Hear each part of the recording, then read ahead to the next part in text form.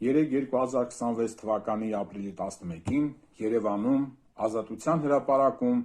տեսա մի բան, որն այլևս անհնար է ջնջել կամ կոծկել։ Տեսա մեր քաղաքացիների, ժողովրդի իրական զարթոնքը։ Բարև ձեզ, հարգելի հայրենակիցներ։ Այդ բազմահազարանոց շունչը փաստեց մեկ անհերքելի ճշմարտություն։ Մեզ կասեցնելն այլևս անհնար է։ Ուժեղ Հայաստան դաշինքի շուրջ մեր հայրենակիցների համախմբումը սարսափ է առաջացրել գործող իշխանության շարքերում։ Այլևս չկա դու կամ ես, կա մենք։ Մենք տեսնում ենք ՔՊԱ-ականների նողկալի արձագանքները։ Նրանց մաղձը ոչ թե ուժի, այլ վախեցած մարդկանց հոգեվարքի նշան է։ Տարիներ շարունակ նրանք մեզ պարտադրում են վախ և ատելություն։ Հարվածեցին մեր ընտանիքներին, եկեղեցուն, պատմությանը, մշակույթին ու ինքնությանը։ Այսօր այդ ստի ժամանակը սպառվել է։ Երեկվա հանրահավաքի կապակցությամբ իմ խորին շնորհակալությունն եմ հայտնում մեր հայ ոստիկաններին։ Նրանք երեկ ցույց տվեցին, որ համազգեստի տակ առաջին հերթին բարեխիղճ հայ մարդն է, ով չի դառնա գործիք սեփական ծնողի, ժողովրդի դեմ, որ մենք նույն հողի վրա ենք ապրում, նույն ջուրը խմում, նույն օդը շնչում։ Իսկ նրանց համար, ովքեր դեռ փնտրում են ապացույցներ և չեն կողմնորոշվել, թե ով է իրական հայրենասերը, ասեմ հետևյալը. Սամվել Կարապետյանը մարդ է, հայ է, ով հանուն մեր ապագայի, բառացիորեն գրավ է դրել իր սեփական ազատությունը։ Սա մեր պատմության հազարամյա կանչն է, որը գալիս է դարերի խորքից։ Սա մեր տեսակն է։ Սա ընտրություն չէ անձերի միջև,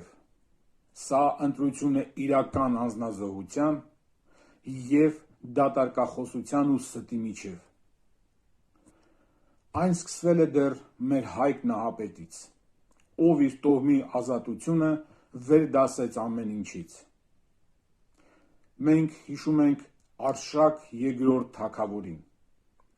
ով նախընտրեց անհուժ բերդի կապանքները։ Անհուժ նշանակում է մոռացության բերդ, անհուժ բերդ։ Նա չընկճվեց, ծնկի չեկավ։ Մենք հիշում ենք սպարապետներ Մուշեղ և Վարդան Մամիկոնյաններին,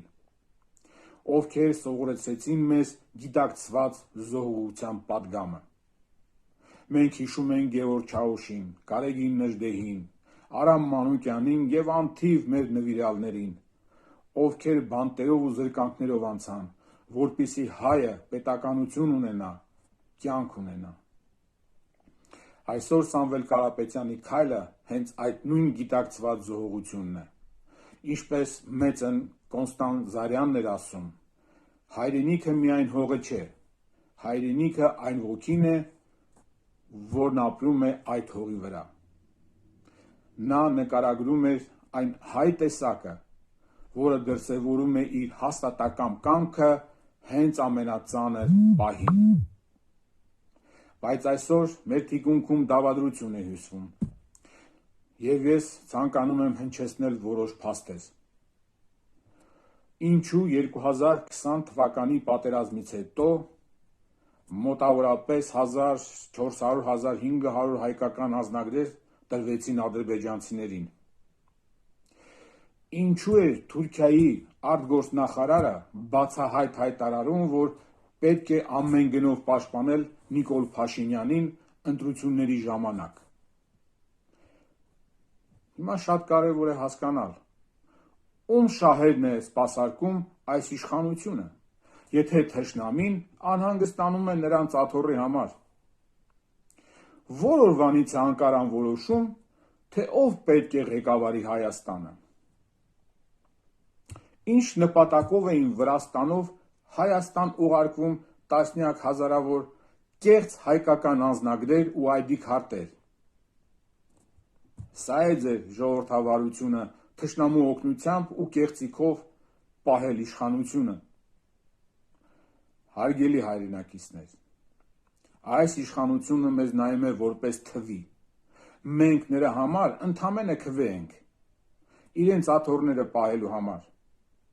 Նրանք թալանում են մեզ ծանր հարկերով ու տուգանքներով, որ միլիարդավոր պարգևավճարներ ստանան։ Նրանք անհասկանալի խաղաղության կոչեր են անում, հանձնելով մեր պատմական հողերը։ Նրանք նվաստացնում և նսեմացնում են մեր տեսակը, իրենց անվանափոխումներով և համաձայնվում են Ալիևյան անվանումներով, փոփոխում են դասագրքերը։ Նրանք խոստացան ապագա, բայց բերեցին միայն կորուստ ու նվաստացում, և այսպես շարունակ։ Այսօր ընտրությունը արժանապատիվ խաղաղության և անվերջանալի ստորացման միջև է։ Մի տվեք ձեր ձայնը նրանց, ովքեր թշնամու հետ գործարքի են գնում և մեզ չեն հարգում։ Տվեք ձեր ձայնը նրանց, ովքեր իրենց ազատությունը զոհում են հանուն մեր անվտանգության, մեր ապագայի։ Մենք չենք ուզում ձեր վախը, մենք ուզում ենք ձեր հպարտությունը։ Մենք գալիս ենք վերջ տալու ստին ու պառակմանը։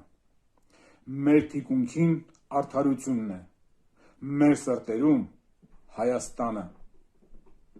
Հայրենակից, քայլ արա, մերժի Նիկոլին ու տեր կանգնի մեր հայրենիքին։ Հանուն ուժեղ Հայաստանի, միավորված ու միացյալ հայերով, դեպի հայկական նոր դարաշրջան։ Շնորհակալություն ամենայն